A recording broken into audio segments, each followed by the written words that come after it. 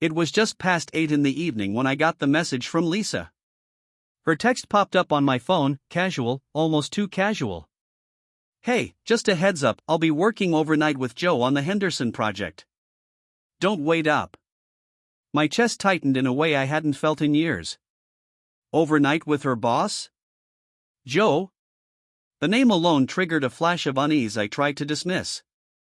I stared at the screen, rereading it, trying to convince myself I was overthinking.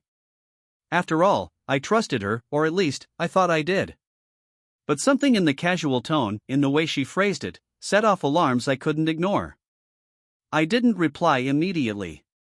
Instead, I went to the kitchen, poured a glass of whiskey, and sat down at the table, staring at the amber liquid and the shadows dancing on the walls.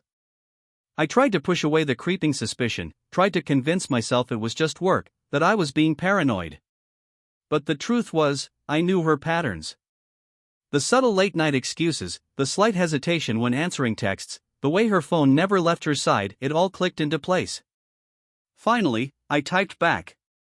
I didn't overthink it. I didn't beg, plead, or interrogate. I simply wrote 2 words, "Be careful." Almost immediately, the double blue ticks appeared. I saw the typing bubble, then nothing. Minutes passed. I didn't receive a reply, and a strange tension settled over me. I couldn't focus on the TV, the news felt distant, meaningless. Every sound in the apartment made me jump, the hum of the fridge, the creak of the floorboards, the distant sirens. It was as if the apartment itself was holding its breath, waiting. Hours later, around midnight, my phone buzzed. A single message from her, "I'm fine. Don't worry." Simple, dismissive, like brushing off a child's concern. But it did nothing to ease the gnawing pit in my stomach. Something was off. I knew it. By 2 a.m., I couldn't sleep. I tried calling, but she didn't pick up. I sent a few more messages, concerned, probing, trying to coax her into honesty, but she read them all and remained silent. My mind spiraled. I replayed every detail of our relationship, every suspicious glance, every unexplained delay. The memories twisted together, forming a tapestry of unease. Then, around 3 a.m., I made a decision. I couldn't just sit there and wait for her explanation, for her version of reality. I needed to see for myself. I grabbed my coat, my keys, and my car, and drove toward the office she mentioned. The streets were empty, the city silent under the dim glow of streetlights. My heart raced with a mix of anticipation and dread. When I arrived, the building was dark except for a faint glow from the top floor. I parked a block away and watched. Minutes dragged into hours. Finally, I saw her, through the large glass windows of the office, Lisa and Joe laughing too closely, standing too intimately near the edge of a desk. My stomach twisted. My 2-word reply, "Be careful," now echoed in my mind like a premonition. I didn't confront them. Not yet. I took pictures from a distance, documenting everything, capturing the subtle gestures, the stolen glances, the laughter that wasn't meant for anyone but each other. It was painful, humiliating, and yet I felt an icy clarity settle over me. I knew what I had to do. When she finally returned home around 6 a.m., tired and smiling, I was sitting at the kitchen table, the evidence on my phone in front of me. She froze when she saw me. There was a flicker of recognition, then panic. "Lisa, what is this?" I asked calmly, though my voice was tighter than I intended. Her mouth opened, closed, opened again. Words failed her. She was speechless, caught in the act not by a neighbor, not by a friend, but by me. I held up my phone. "Overnight with Joe?" I asked, letting the words linger. Her eyes darted, searching for an excuse, a lie, anything.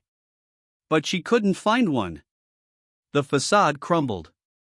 And in that moment, I realized something. I had been gentle, careful, patient, and trusting. My 2-word reply had been a test, a challenge, a subtle probe to see her reaction. And it revealed everything. Tears formed in her eyes. I didn't mean. I shook my head. Don't. Just don't. The anger I felt wasn't loud, wasn't explosive. It was quiet, cutting, absolute. I didn't need a confession, I had the proof. My trust had been broken, my boundaries ignored. She collapsed onto the couch, her face in her hands. I didn't move closer. I didn't comfort her. There was nothing left to comfort. Instead, I opened the divorce papers I had prepared weeks earlier, the ink still fresh.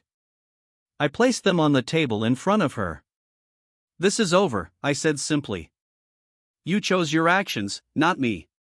And I'm done." Her sobs filled the apartment, loud and raw, but they couldn't erase the truth. She had made her choice, and I was done being a spectator in her deceit. I didn't yell, didn't slam doors, didn't break things. I left quietly, the morning sun casting long shadows as I walked out, leaving behind not anger, but a quiet, decisive resolution. As I drove away, I felt a strange mix of pain and liberation. Betrayal cut deep, but clarity healed faster than the chaos of doubt ever could. My two-word reply, "Be careful," had been enough. It had forced honesty, exposed the lies, and freed me from a relationship built on deception. And though the wound would take time to fade, I knew I had regained something far more valuable than love, my self-respect. Lisa called later that day, texted, begged, pleaded. I didn't reply. I didn't need to.